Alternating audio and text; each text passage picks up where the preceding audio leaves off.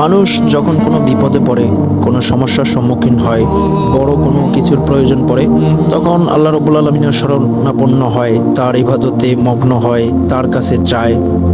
এটা অবশ্য একদম স্বাভাবিক বিষয়, কেননা আল্লাহ রাব্বুল আলামিন সব সমস্যার সমাধান করতে পারেন, সকল বিপদ থেকে উদ্ধার করতে পারেন। এক কথায় আল্লাহ রাব্বুল আলামিন সব কিছুই করতে পারেন। তবে আমাদের মাঝে এক শ্রেণীর লোক আছে, তারা শুধু প্রয়োজনে আল্লাহ রাব্বুল আলামিনকে স্মরণ করেন।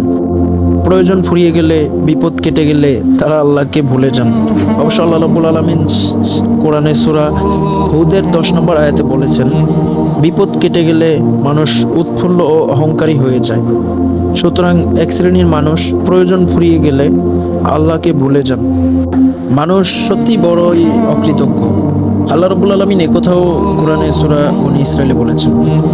যেমন আমাদের মাঝে অনেক মানুষ আছে যারা কিনা কোনো প্রয়োজনে, কিংবা ধরেন ভালো চাকরির জন্য, ভালো ভার্সিটিতে অ্যাডমিশনের জন্য আল্লাহ রাব্বুল আলামিনের শরণাপন্ন হন। মানে তাদের যে কোনো প্রয়োজনে, বড় কোনো প্রয়োজনে আল্লাহ রাব্বুল আলামিনের শরণাপন্ন হন। এরপর আল্লাহ রাব্বুল আলামিন যদি তার চাহিদাটা পূরণ করে, দেখা গেছে তার আর কোনো খোঁজ নেই, সে তখন আল্লাহ থেকে গাফেল হয়ে যায়, আল্লাহ রাব্বুল আলামিন থেকে দূরে সরে যায়।